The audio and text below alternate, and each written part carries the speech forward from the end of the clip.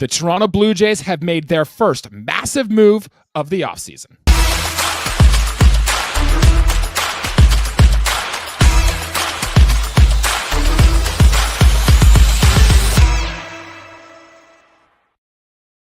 Good evening, everybody. It is Thursday, December 12th, and welcome to episode 224 of Buds and Blue Jays. It's your place for all things related to the Toronto Blue Jays.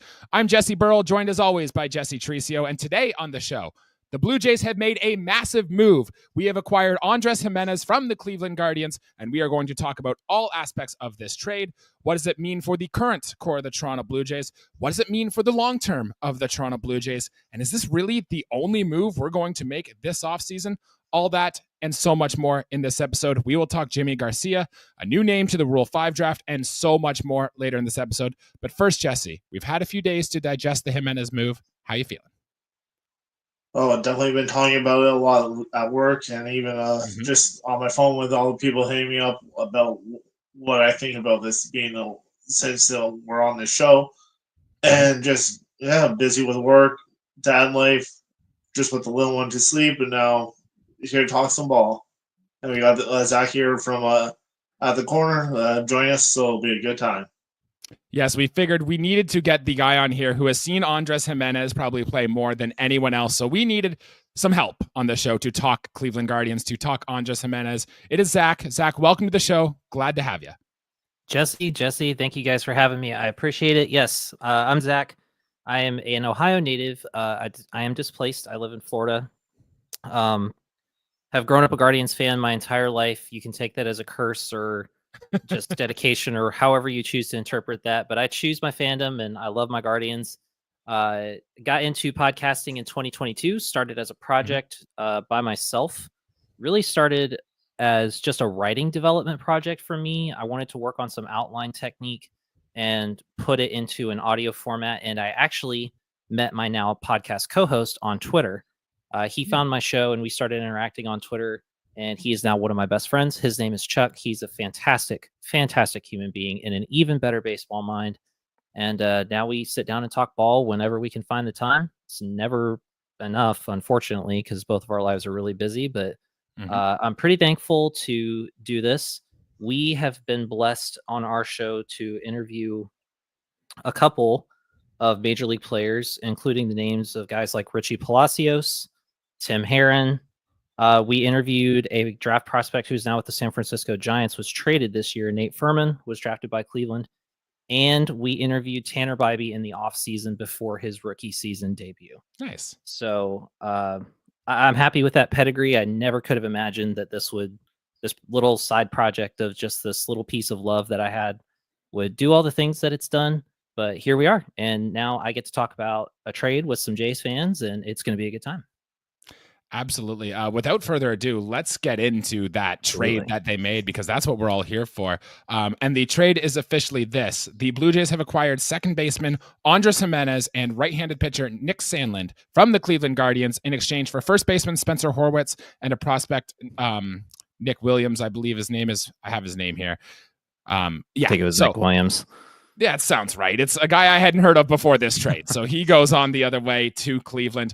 A lot of takes coming out of this. And Jesse, we kind of went live when this first happened. We gave our first initial thoughts. I think we thought it was wild. The Blue Jays went with a glove first player choice when we clearly need offense more. But Ross Atkins is going to do what Ross Atkins loves, baby. And he does that exactly. But Zach, I just want to turn the floor to you as a guy who has watched Andres Gimenez play for the last 4 seasons. What are Blue Jays fans getting with Andres Gimenez here? Oh, man. This is tough for me because I have to say this as somebody that doesn't have a player with these. I mean, there are guys that have good qualities on Cleveland, but when it comes to Andres Gimenez, when I tell you that he is a universally loved fan favorite, he's loved by his teammates. Guys, I'm 32 years old. Andres Gimenez is probably one of the best on the diamond to ever do it that I've seen in my life. Wow. And I grew up watching Grady Sizemore. I watched Tomey in his prime in Cleveland. He plays the game with such an incredible passion and joy, and you see that come out in the way that he plays defense. He's just got that sparkle and that pizzazz on it, where he makes the easy plays look fun and he makes the tough plays look easy. He's a great dude. He's a fan favorite. Everybody that I know that has interacted with him at events like Guards Fest in the offseason says he is a fantastic human being. One thing that he worked on purposely was he spent a lot of time in his off seasons working on English so that he could communicate better with fans at fan events. He did a couple interviews this season with Andre Knott, the Guardians dugout reporter, in English without his translator, which was pretty cool. You guys are getting a special one. He's so good. He's pure. He is good for the game of baseball. He is a diamond. He's a platinum glover. He's going to win a gold glove every damn season, practically. He's that good. And you know what? His offense in the last couple seasons hasn't been what I think the Guardians thought it would be when they initially extended him. Mm-hmm. But I'm a believer in the regression to the mean, and I don't think his bat is as bad as it has been the last 2 seasons.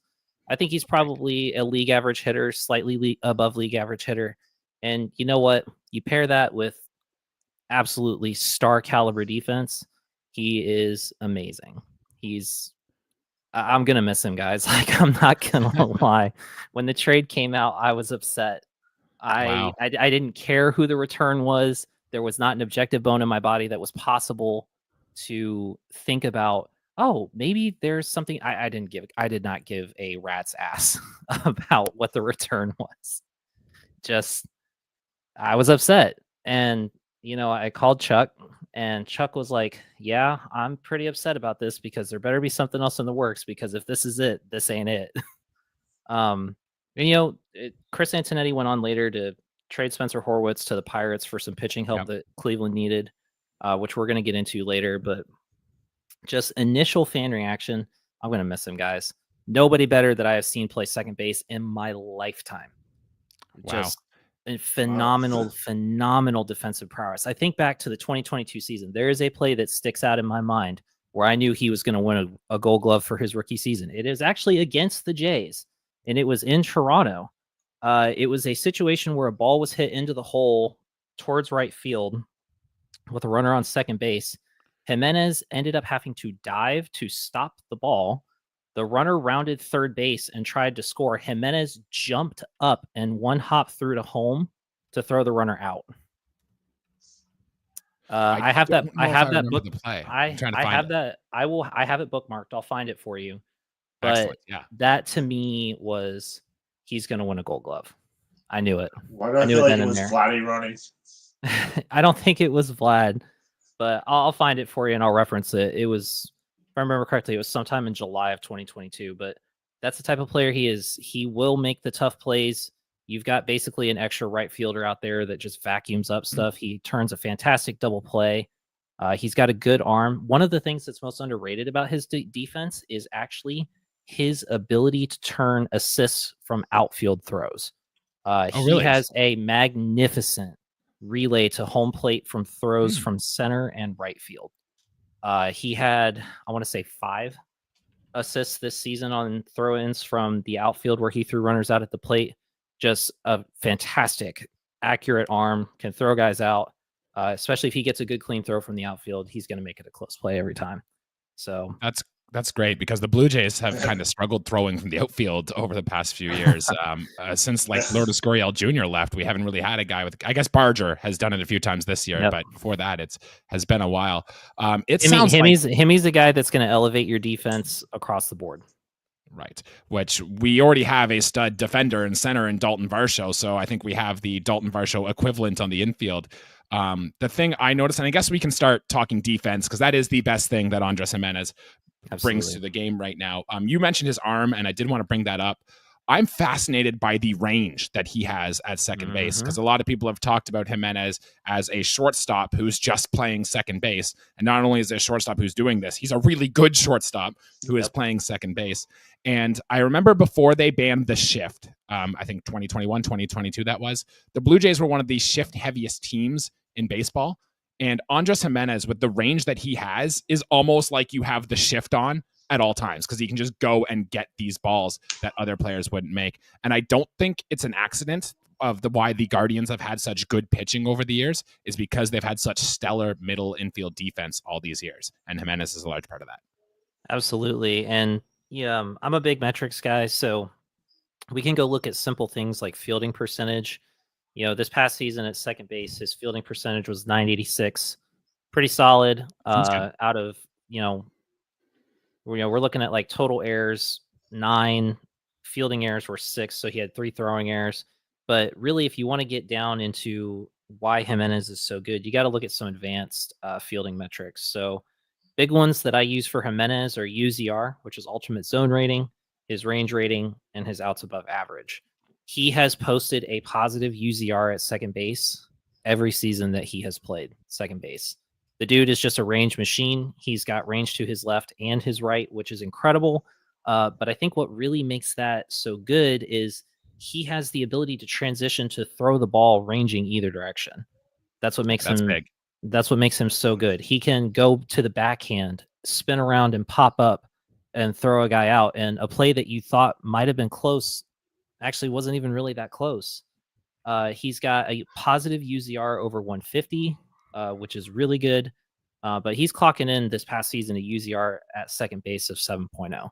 That's insane. Yeah. And he, posted an even better outs above average for this past season than he did in 2023. He had 19 outs above average. He does it well. He does it incredibly well. It's just, it comes natural to him. He's going to make insane double plays. He's going to stop screaming ground balls trying to get into the gap. He's that dude. He's the guy you want at second base, period. That is excellent because the Blue Jays saw a lot of Davis Schneider at second base last season, and Spencer Horwitz played a lot of second base. And look, Bo Bichette is fine at shortstop, but he's not that good. Vladimir Guerrero Jr., even though he won a Gold Glove, isn't the best defensive first baseman either. So I think the Blue Jays really needed a stud middle infielder here because we know when the Blue Jays were good in 2015, 2016, it was because of their very stellar middle infield defense, and this is going to go a long way to that. Jesse, I want to ask your opinion here a little bit about how much does this defense is it really going to show up in the win total for the Toronto Blue Jays? Because you can look at things like WAR and you can see he's been, even in a bad year where he had an 84 WRC plus, he was still a 3 to 3.5 WAR player. Are we really going to notice that as an improvement going forward, even if the bat is just Matt for Gimenez? I definitely say it will help us because I think Ross is going for the third straight team Gold Glove. That's just what I'm thinking more about it. But no, I think it's definitely going to help us at how we have mentioned in previous episodes too. Like our 2015 and 16 team, our key defensive ability was the middle from catcher to second and short to center field with Pilar. I feel like this is what we know, what we need, and have the mashers all in the corners, but up the middle, that's where most of the balls go.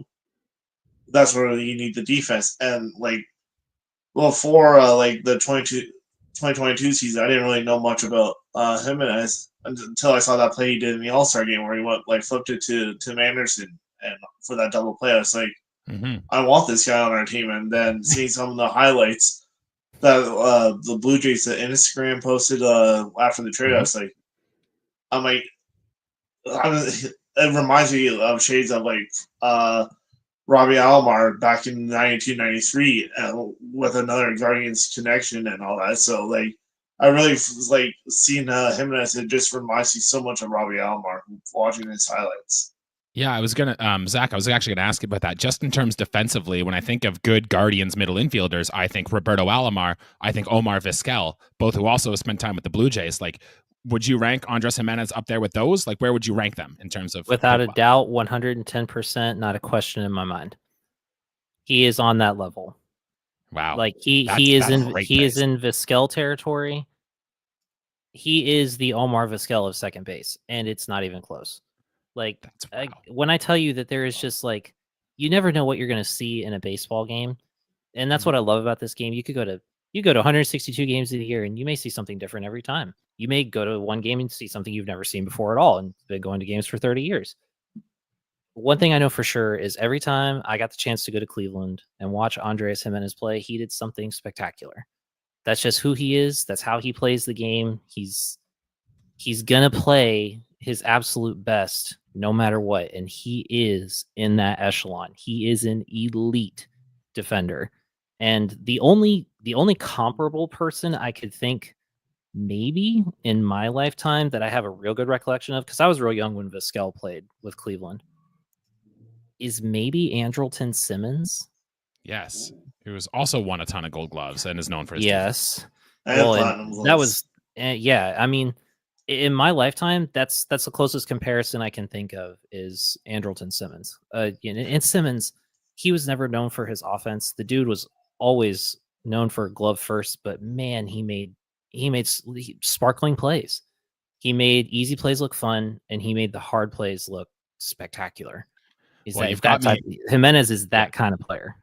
Excellent. You've got me excited to see him put in some glove work at second base. The Blue Jays. I love a good middle infield defense guy. It's always going to be good.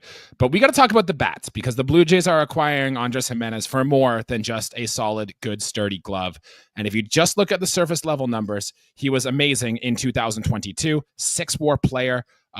Had a massive WRC plus, and then the numbers have dropped to below league average last year, down to 84 WRC plus last season. Zach, you already mentioned that you think that number is going to bounce back a little bit, and I think we agree as well. It sounds like when the trade was coming through, Ken Rosenthal reported that he was worried that Cleveland's ownership was worried that if Andres Gimenez had one more subpar offensive season, that they wouldn't be able to move on from that contract. And Ross Atkins talked about when they acquired him that they believe in the bat fully and they think they know what it takes to turn around. So I'm going to ask you both, Jesse, and I guess I'll start with you. What should we expect from Andres Gimenez at the plate next season?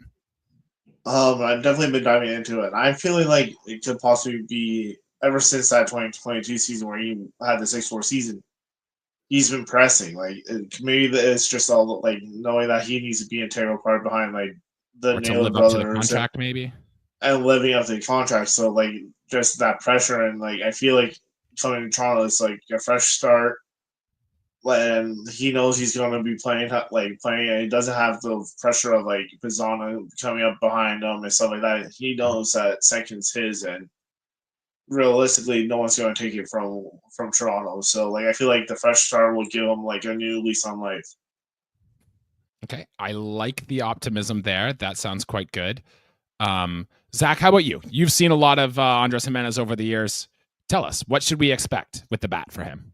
Boy, I don't think Ross Atkins should be opening his mouth about anything offense related, given that you've got one of the best power hitting right-handed first basemen in all of Major League Baseball who is somehow struggling offensively. Now, forgive me if that's slightly offensive, but that's from the outside looking in. No, it's true. You've nailed it. Opposite field approach, baby, even for your guy who has massive exit velocities as well. I don't think Ross Atkins should be acting like he's qualified to say anything about that. But jokes aside, because I saw an opportunity to kick the can while it was there. Mm-hmm. I think Gimenez's bat is probably somewhere closer to what his career average WRC plus is right now. He's still at a career 103, and here's the reality. So his contract is scaling. So he's owed $10 million this year, $15 million next year, and then $23 million for 3 years with a club option at age 31. If Gimenez ages, so here's the thing. I think Cleveland may have sold a little too early on him because Gimenez is going to be in his age 26 season this year. I don't think he's done developing. You know, a lot of people asked if 2023, if Juan was regressing. Guys go through adversity. Baseball is a game of growth. Growth is not linear. It's a curve. It has ups. It has downs. It has planes. It's not a statically measurable thing. It doesn't look like it just doesn't go straight up. It's all over the place, especially in a game of baseball where teams are constantly trying to get a competitive edge. Guys, we live in the StatCast era. I can tell you how often a pitcher throws a certain pitch versus a type of hitter. Profiled hitter, not just a right-handed or left-handed hitter, hitters with tendencies. I can tell you how often they throw off speed, what count they throw it in. That is the crazy game of baseball that we live in right now. So growth, it takes time. I don't think he's done growing. I think if he stays a league average or maybe 110 WRC plus guy, plus playing platinum glove defense, he's worth every penny. And I think the bat is there. I don't think 2022 is a fluke. I think it was a fluke in just how good his production was. But I don't think he's an 83 WRC plus hitter. I think he's a 105, 107, maybe 110 WRC plus hitter at best. And you know what? You pair that with Platinum Glove defense, which is already undervalued in the league anyway. You got yourself a steal. Yeah, it sounds like elite defense, a guy who might hit league average. It sounds like Dalton Varsho, and we already have one of those, except Gimenez will probably be more batting average, bat to ball, and Varsho probably has a little bit more power to it. But I like it. When I was doing my not really talked about with Gimenez, though, is he brings plus base running. Yes, and we will get to that. He's going to steal 20 to 30 bags a year. Mm-hmm. And the Blue Jays haven't had many of those in their team history, but we'll touch on that in a minute. But while we are on the bat, I did notice one thing with Andres Gimenez over the year, which could probably explain why he kind of went into this offensive thump.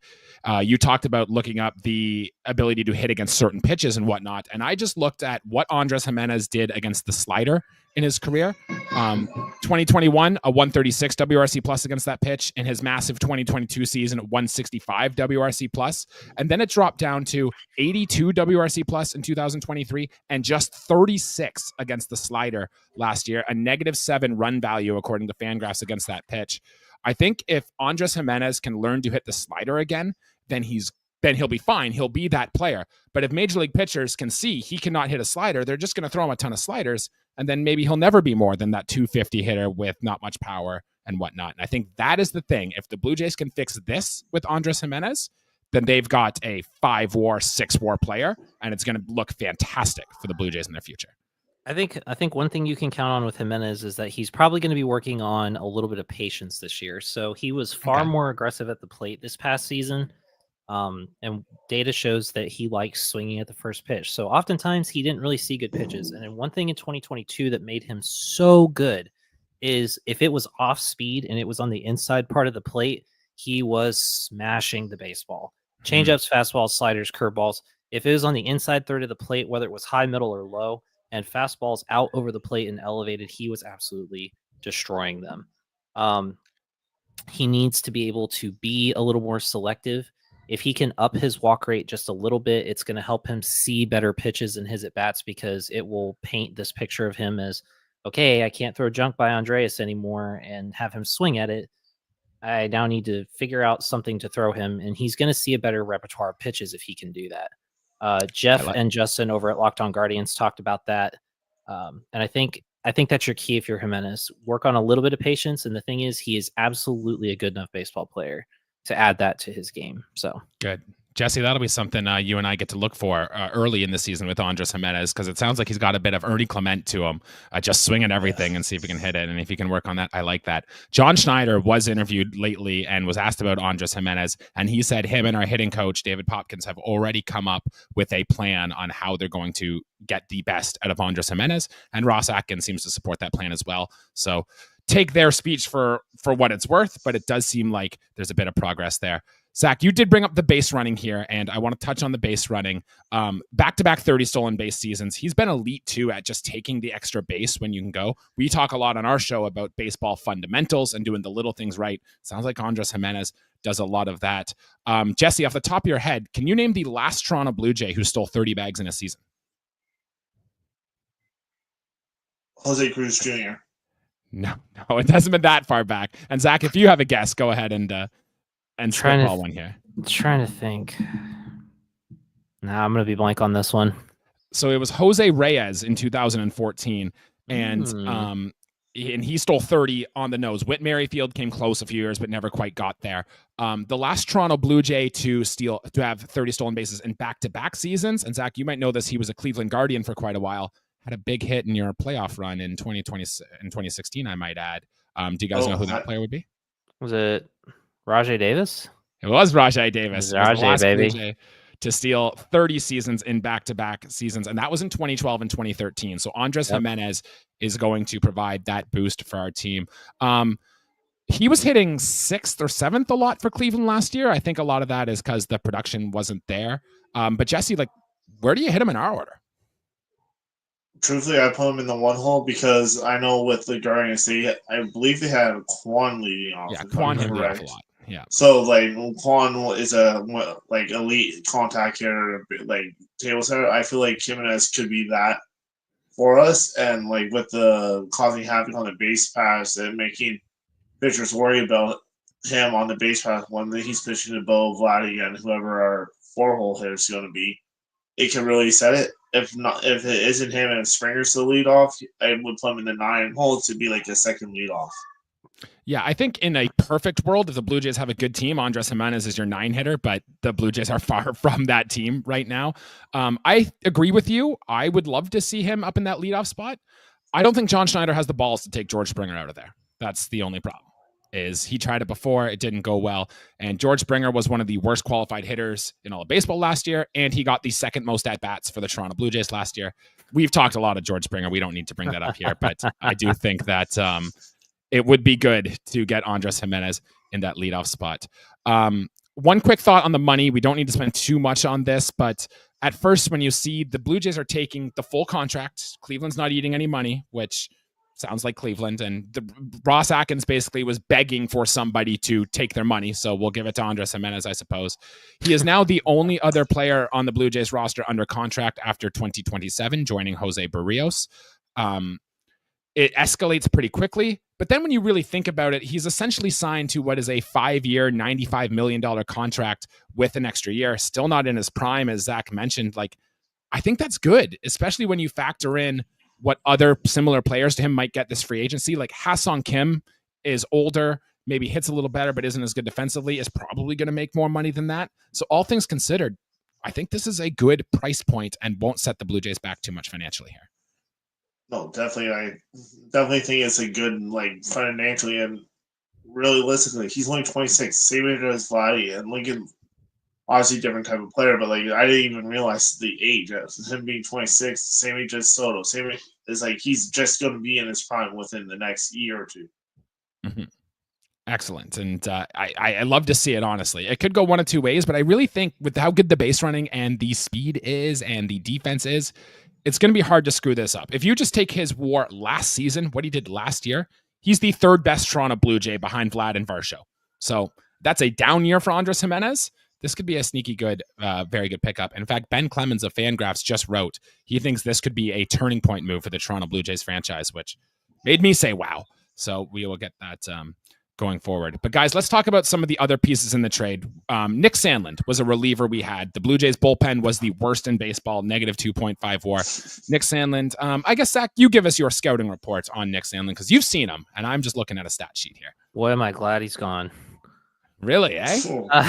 So here's the thing. I don't think Sandlin's a bad pitcher. He's cheap for a bullpen reliever guy. He's not a guy you want in a high leverage situation. If you look at his Baseball Savant page, it's kind of all over the place. So he does generate a lot of whiffs. He does have a good strikeout percentage. The big thing is he struggles with command. So when he's on, and when he's not, he's not. But is he a guy that can go out 2-3 times a week and give you an inning or two and not choke the game away? Yeah. The reason I think Cleveland was willing to part with him is Cleveland has like 3 or 4 above average relievers in waiting that they have to figure out something to do with. And Sandlin was eating a bullpen spot and was expendable. And, you know, I think he got $1.5 million in arbitration. So pretty cheap. But Cleveland obviously felt that they could use that money and that bullpen spot elsewhere. Sandlin really struggled in 2023. 2024 was better.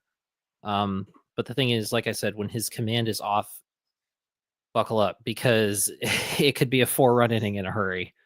If you go look at Baseball Savant, his ex-WOBA was 326, which isn't great.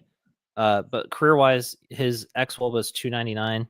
It's not terrible. Hard hit percentage around 40%, which for relievers and a smaller sample size, it's not terrible.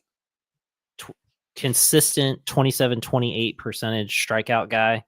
So he's going to make guys strike out, but when there may be a game where he just lays an egg every once in a while. So, but I feel like all relievers are subject to that just because reliever volatility is a thing. So I don't really read too much into that. I think he's a solid middle relief guy. He's not a high leverage guy, but you know, I'd hand the ball to him. He might have to pitch high leverage on our team because we saw a lot of Zach Pop and Tommy Nance in late in games for our team. So he might go here. Don't bring up Zach Poop.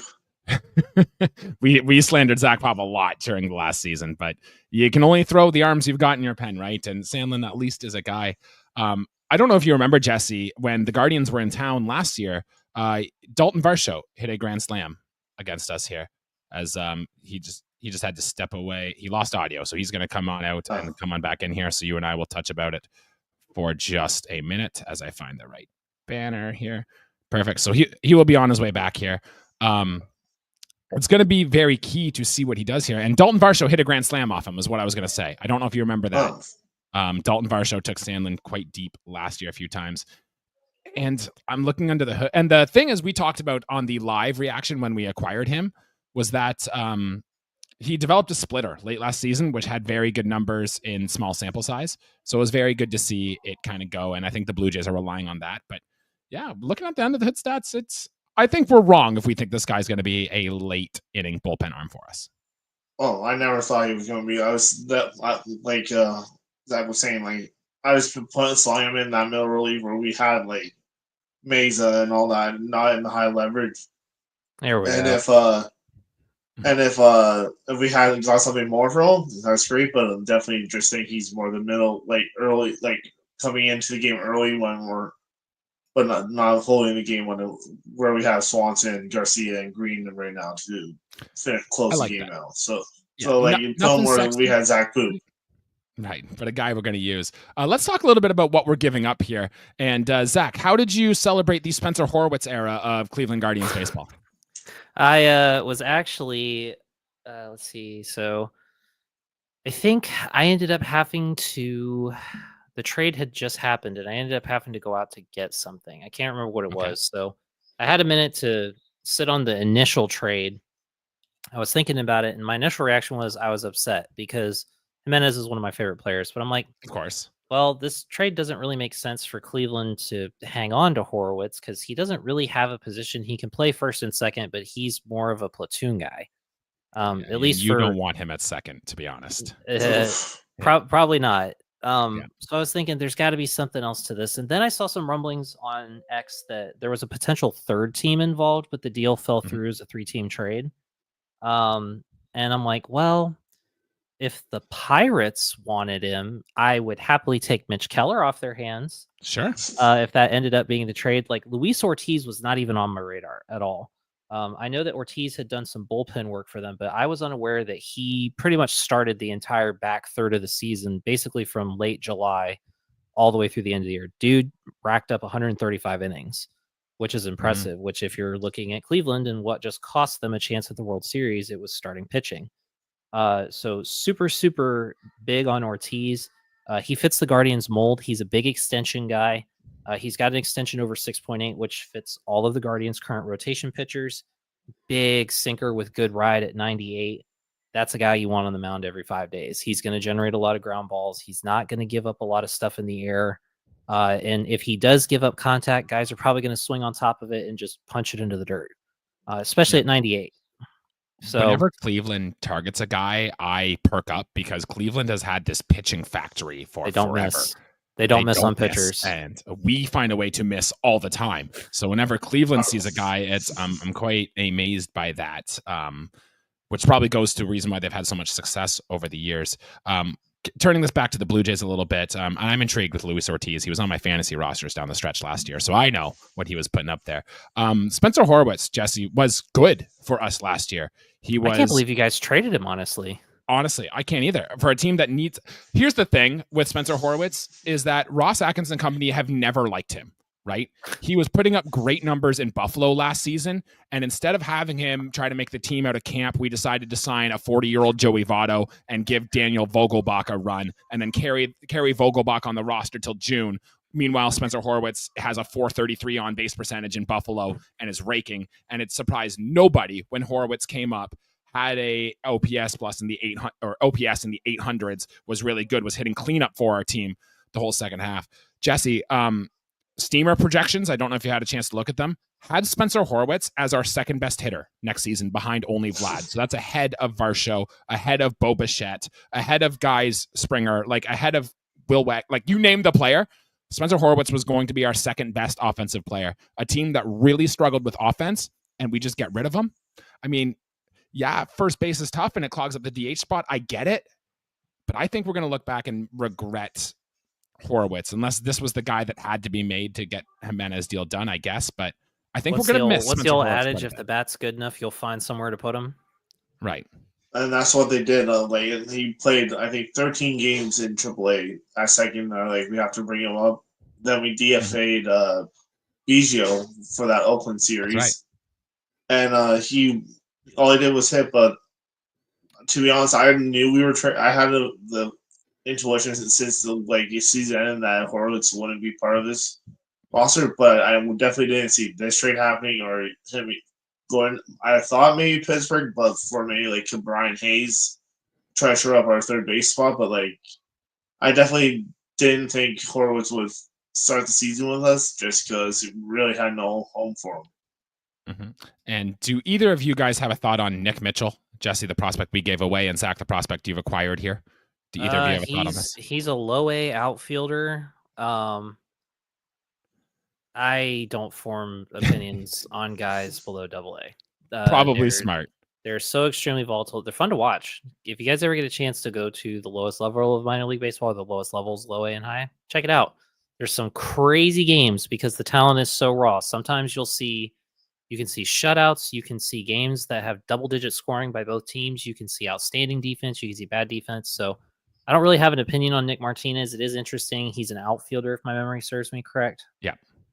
Cleveland has been expanding their stratosphere as far as looking to stock their farm with outfielders because aside from Chase DeLauder and George Valera, who was just granted an extra MILB year due to injury, Cleveland's farm system doesn't really have any high-profile outfielders. Will Brennan kind of shot through the system in 2022 because he was a hitting machine at Double-A. All he was doing was getting on base at Triple-A. Dude forced himself onto the roster. Outside of Chase DeLauder, who was a high-profile 16th-round draft pick, and George Valera, who was an international development, big power-hitting left-handed right fielder, and maybe John Kenzie Noel, there's not really been much to talk about. Yeah, big Christmas, baby. There hasn't really been a lot to talk about in Cleveland's farm outfield-wise in a long time. So it's good that they're going out looking for guys that they like. They're trying different things. So I guess we'll just have to see.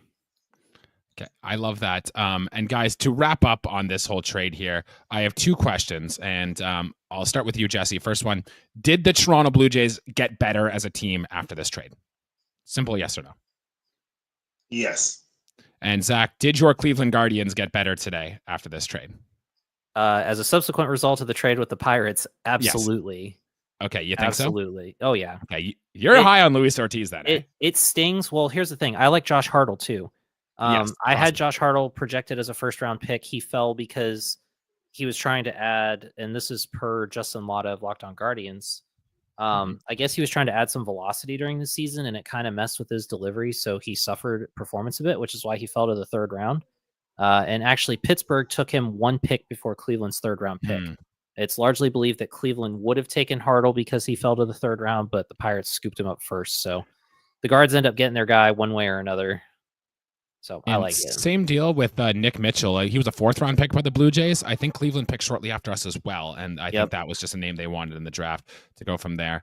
And then my next question is, here's my thought on the whole Andres Gimenez trade to wrap it up. If this is the only big move the Blue Jays make this offseason, then it is not good enough. But if this is our second or our third biggest move we make this offseason, then I think it's a no-brainer. We've knocked it out of the park. Because Andres Gimenez on his own is good, will help this team.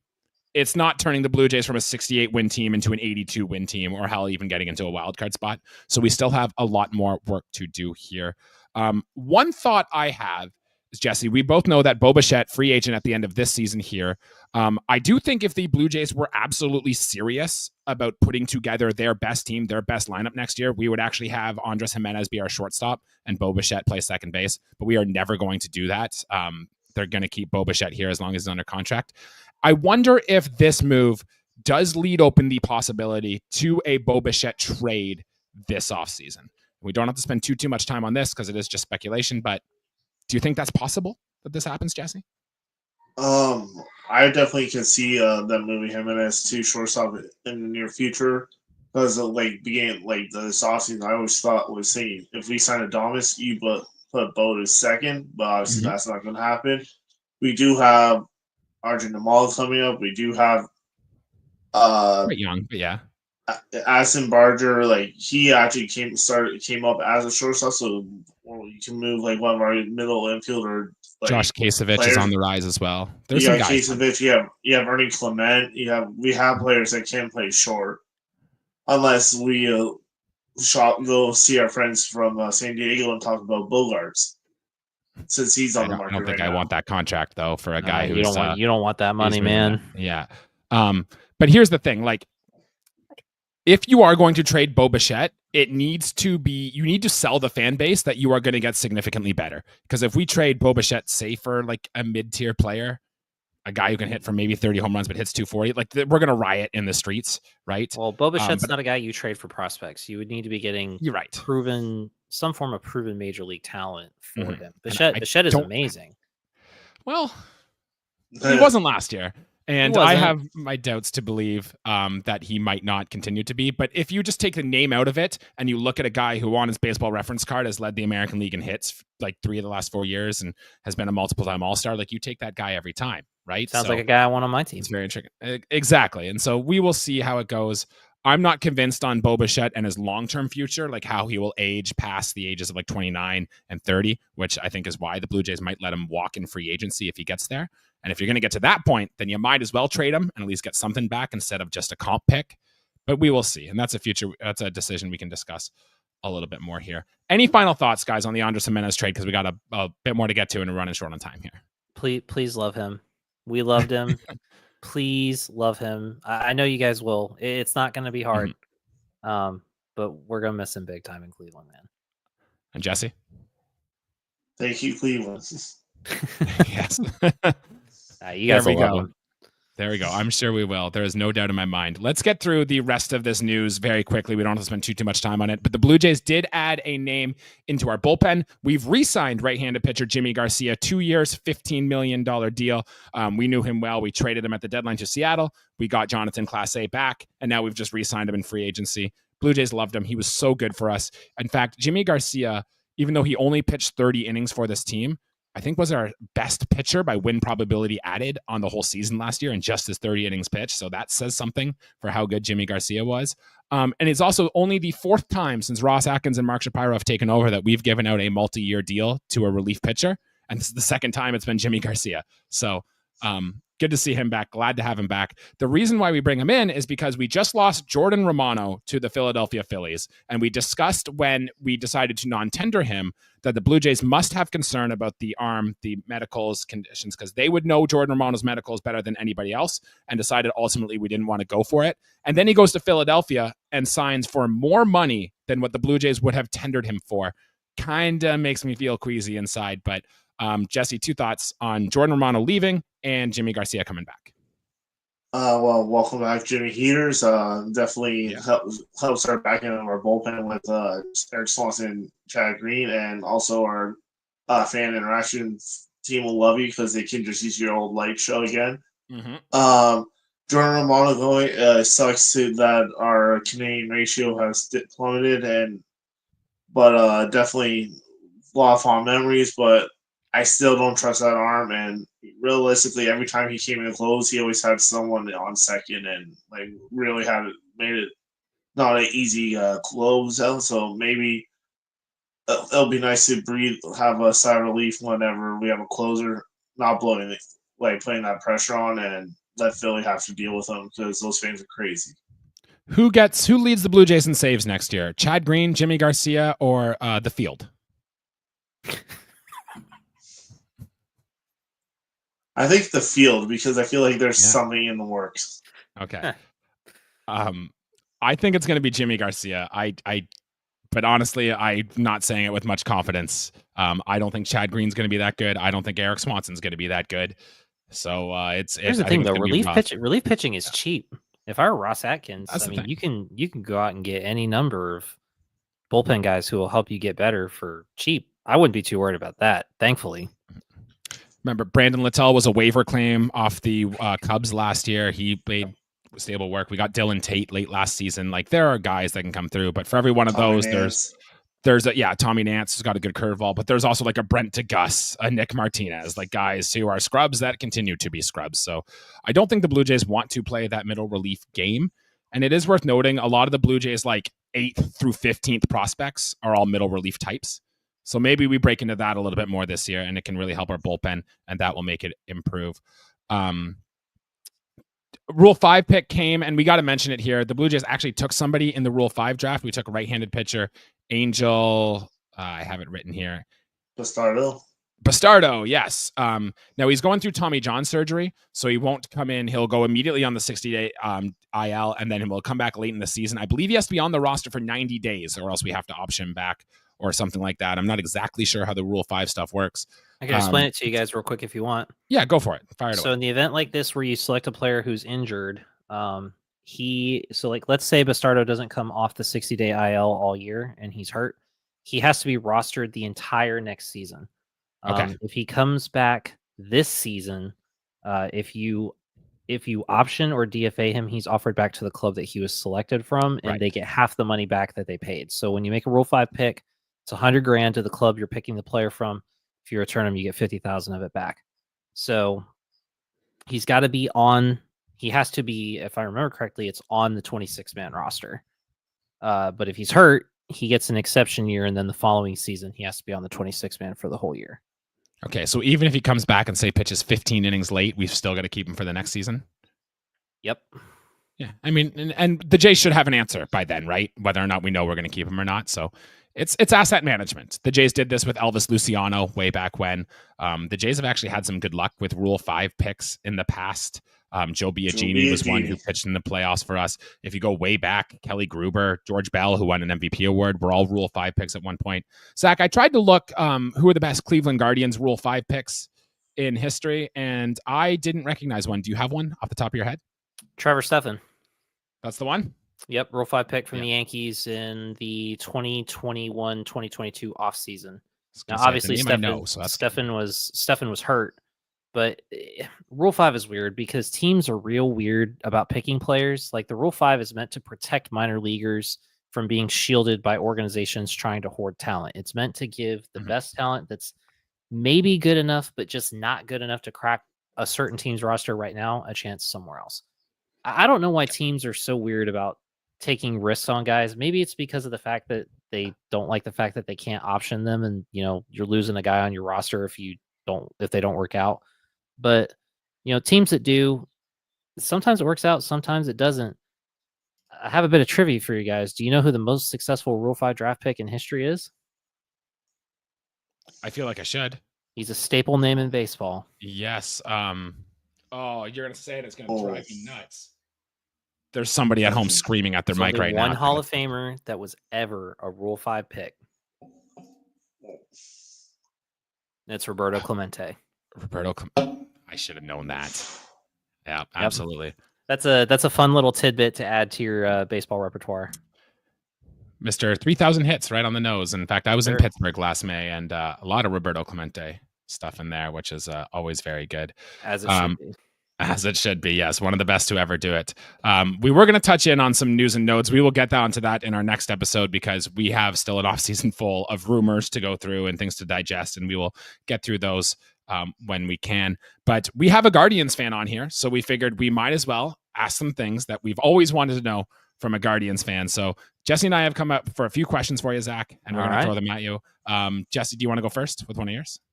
I need to pull it up, so you can go first there. Okay, I can go first. Before I get deep into things, what's the deal with Guards Fest? Why is it only happening once every 3 years now? What's the deal with this?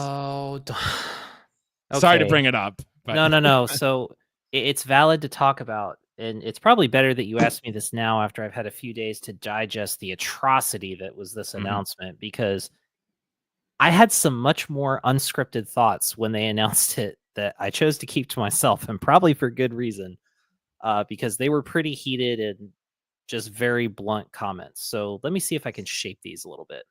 Sure.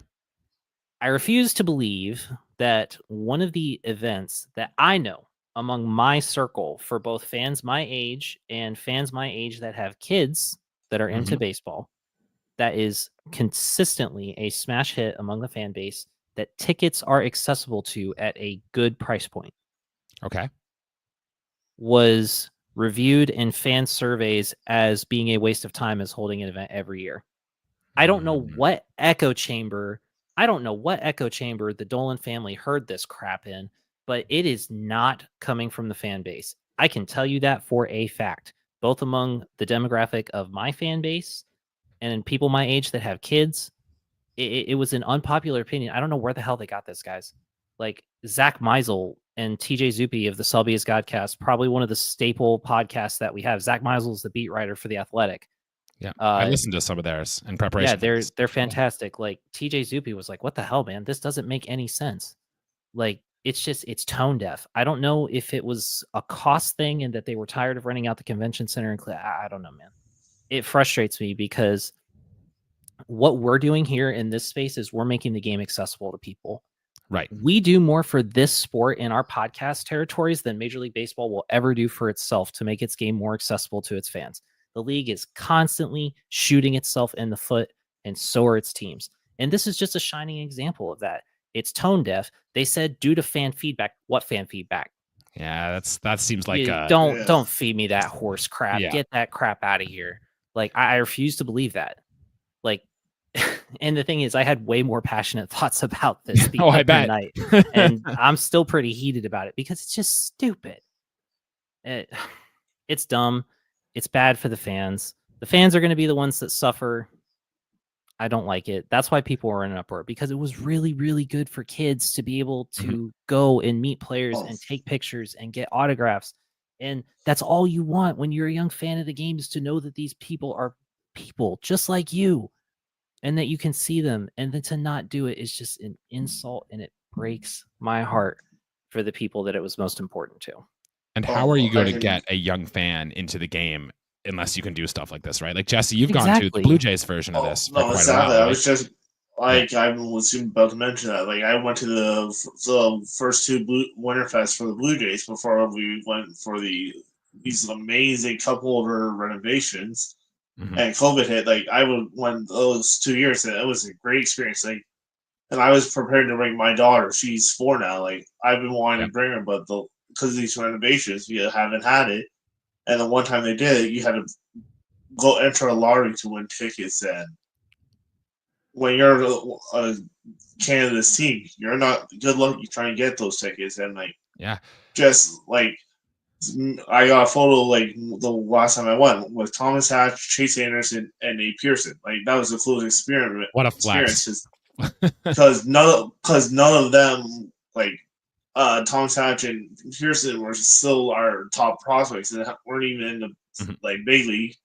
As like just getting to interact with them and make a joke with Nate Pearson, because on their Instagram, like, kid left him hanging. I'm like, well, like, I won't leave you hanging, and like have a laugh. And like Thomas Hatch was wearing 69. I'm like telling him he has to keep that number, but he didn't listen. So like having those interactions with that, right? Yeah, like those moments, and like I got like an autographed Chris Carpenter ball out of one of them. Like, it's like some of the memorabilia you can buy there too. So at a reasonable price, like, it's a great experience. And seeing like our heroes too. Go ahead and fire away with your first question if you got one here. Cleveland's a small market team and all that. What player was a fan favorite that other organizations and their fan bases would not appreciate, like the way Cleveland appreciated them? Yeah, aside from Andres Gimenez, because that's got to be a tough one. Yeah, so I'm trying to think in my lifetime. So Kelly Shopik was a good one. Victor Martinez, not so much, because V-Mart went on to have a fantastic career with Boston and Detroit, but I think he was very loved in Cleveland before he went on to Detroit. Travis Hafner, definitely. Yeah. And going back to some of the 90s teams, Paul Ossenmacher, Charlie Nagy was a fan favorite. My dad talks a lot about how Nagy was loved in Cleveland.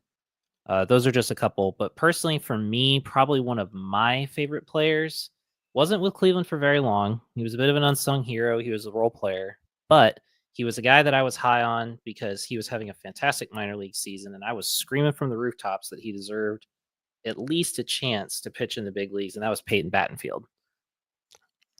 Yes, recently. Phenomenal. I streamed him in fantasy for a few times. I thought the name Battenfield was a great name, but ironic because he was a pitcher, so he didn't Battenfield. I always thought that was great, and I thought that was unique. I like that call. The Blue Jays have always loved their middle infield great defenders, like John McDonald, who played for both teams for a while. The guys who couldn't hit much was a popular one. Tony Fernandez, going back for years, who also spent some time with the Guardians. It's these kind of names there as well. My next question is, I want to touch on the Guardians pitching factory. Like, why don't they miss? I'm genuinely curious. Do you know what like their strategy is, what they look for in pitchers? So ever since opening my, I guess, making acquaintances with people that have been doing this for much longer than I have, and people that have actually been credentialed media covering prospects, it's because Cleveland spends the money to develop their players on people that know what they're doing. So I'll give you an example. Fascinating concept.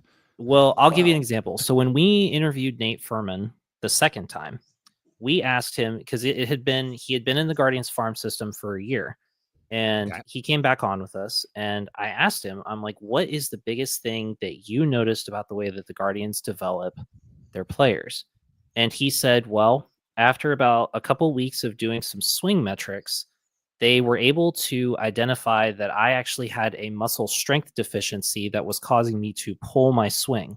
And they were able to write a workout routine to bring my left side up as strong as my right side.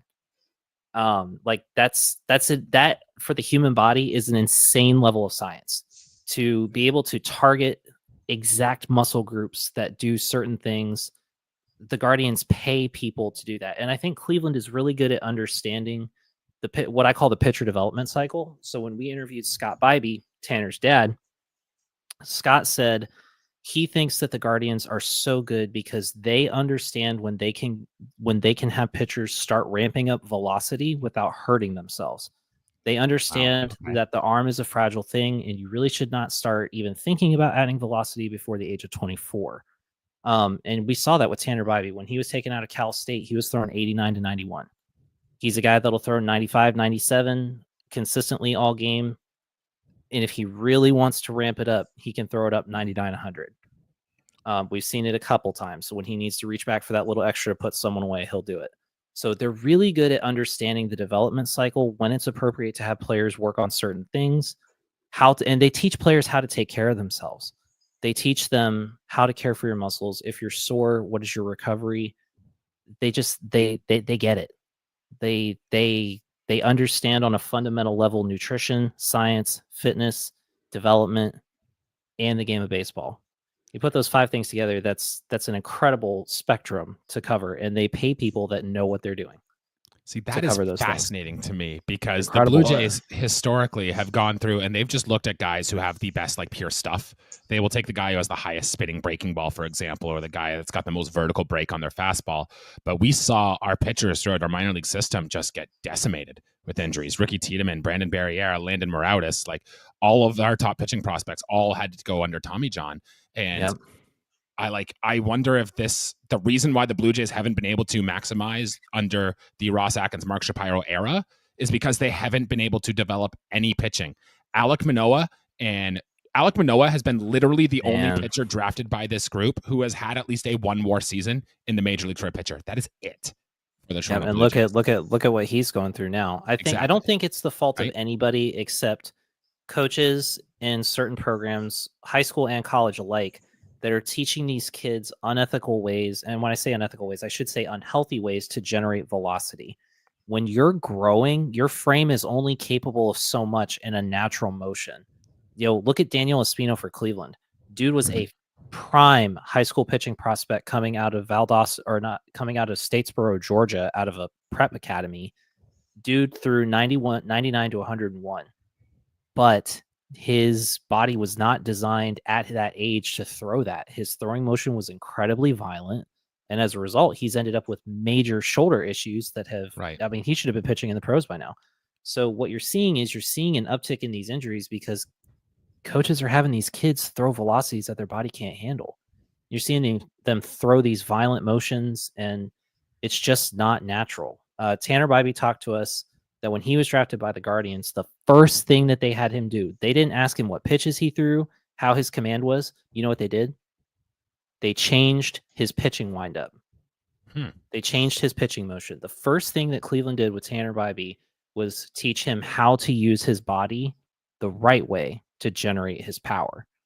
So it really is sad the way the injuries are going, but it's not the fault of organizations. They're just left picking up the pieces of coaches that tell these kids to go throw 100, and then, yeah, it's just not good.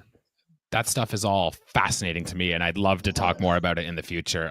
It could explain why Cleveland has had their success, why they're a perennial playoff team. They just went to the ALCS, and the Blue Jays haven't won a playoff game since 2016.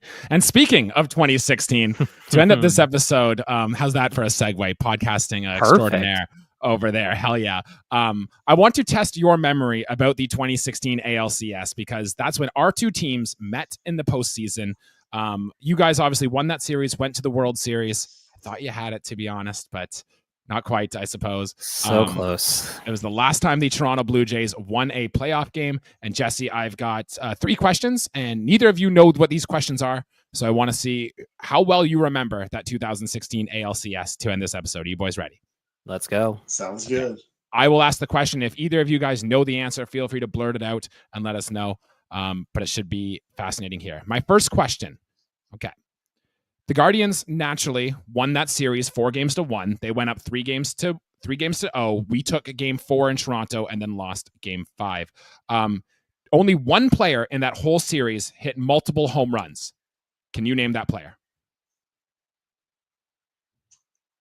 Ryan Goins. No, Jose God, no. Bautista? Not Jose Bautista.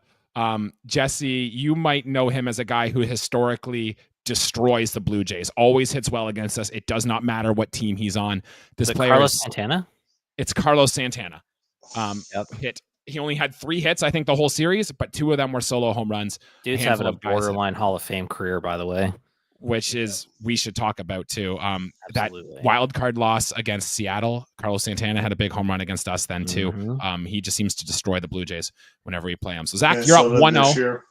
Good job. Andrew Miller was the star for Cleveland in that series.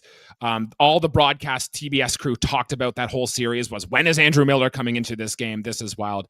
As you might know, he went 7 2/3 innings pitched, only gave up 3 hits, did not allow a run in that series. How many strikeouts did Andrew Miller get in that series against the Toronto Blue Jays? Was it 12? Jesse, do you have a guess? 13?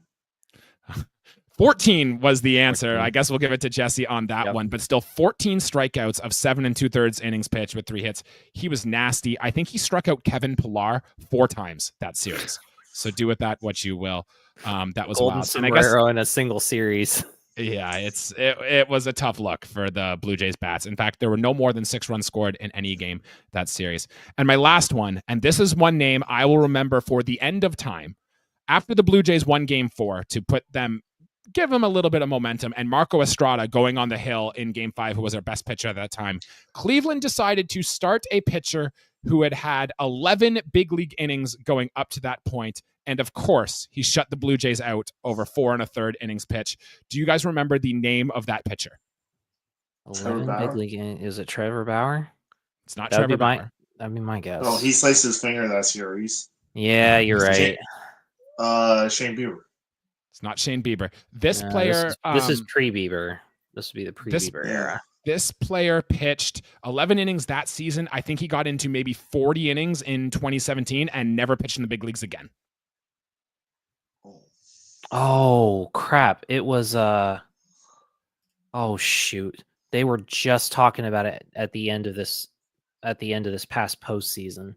Yep. I will never forget this guy's name. I'm drawing a blank. I knew the next season he'd have like a 6 ERA, and the fact that he shut out the Blue Jays was wild to me. Any guesses? I think no. he was a 16th round pick by the Guardians. His Baseball Reference picture has a Rays hat, so he must have been in the Rays system at some point. But yeah, he 11 innings in 2016, 20 innings in 2017, never got in the big leagues again. Unbelievable. And he won game 5 of a series clinching championship Technically, series. they didn't get the win, but he pitched 4 1/3 of 2-hit baseball. He didn't pitch long enough to get the win. Yeah, because it was Andrew Miller. Yeah, I'm not going to get this one, man. It's sitting on the tip of my tongue. One more stab in the dark. I'm trying to think.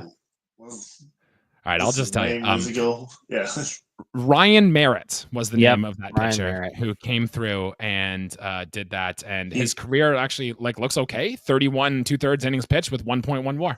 And I will always remember that he shut down the Blue Jays that day. A lefty too, by the way, against a lineup that had Edwin Encarnacion, Jose Bautista, Josh Donaldson, all these righty mashers. Couldn't touch the guy. And I will never forget Ryan Merritt for what he did against them on that day. So there you go. So I guess we do remember, I guess it's a tie, our 2016 World Series trivia. And when the Blue Jays finally make the postseason again in 2032 and we play the Guardians then that year, we will go through and we will discuss some trivia again, that later thing. Jesse, I don't have anything else to add. Zach, it was a pleasure to have you on. Very engaging conversations. I'm hopeful about Andres Gimenez now. You made me say wow a few times about the player we are getting. And I promise you, us as Blue Jays fans are going to take good care of him here. Jesse, one more thing to add before we let Zach take the floor before we get out of here. No, thank you for joining us here. And you definitely made me more intrigued by a Gimenez jersey when they come available. If I were gonna buy, so I have a Tanner Bybee jersey, but if I was gonna buy another jersey this coming season, it was gonna be a Gimenez City Connect. So maybe we'll send you over to Blue Jays Gimenez jersey your way for a thank you for coming on the show, and you can frame it on your wall or something like that as a thank you. You guys don't have to do that. I appreciate it though. Perfect. Zach, anything else you want to plug? You want to plug the show or anything else you got here before you head out? Sure. So you guys can find us on Twitter. You can find the podcast at the Corner Pod. We'll have an episode coming out this week. We did a mailbag inquiry this week, and boy, did we get all kinds of crazy questions. It was the right week to ask for a mailbag. So it'll be a good episode. You can find me, Zach. My personal Twitter is at Zach at the Corner. If you're watching this, it's in my name right here. And you can find Chuck. So Chuck's not very tech savvy. God love him. But he doesn't know how to change his Twitter handle, and I can never remember what it is. So if you go to the podcast page, his page is linked in the bio. I'm also on Blue Sky at Zach at the corner.bsky.social. The podcast is on Blue Sky as well, which is at the cornerpod.bsky.social. I made the decision to move to Blue Sky because Blue Sky is growing. Now that's no longer private. So if X is not your fancy anymore, because you cannot get crap that you don't want on your timeline off, Blue Sky has exited their private beta phase, and a lot of us have moved over there. And it's really cool because it's still a small community and very easy to find targeted sports stuff. So if you're on Blue Sky, come check us out. Perfect. I am on Blue Sky as well. And Jesse, we're going to try to get the podcast on there as well at some point going here forward. Zach, thank you yet again. I wish the Cleveland Guardians nothing but the best this season. I was just in Cleveland like 2 weeks ago. Very cool city. I'm looking forward to going and catch the Jays down there this year. It's going to be a lot of fun. I wish them luck for any game they play, except for when they play the Toronto Blue Jays. So I wish them luck in, I guess, 156 games of the year going forward. We're going to play the exit music here. Stick around for just a second. Don't go anywhere. And we'll talk to you then. For everyone watching and listening, thank you. Like the show, subscribe to the channel, et cetera, et cetera. Follow us on socials. Until then, let's go Blue Jays. Thanks, guys.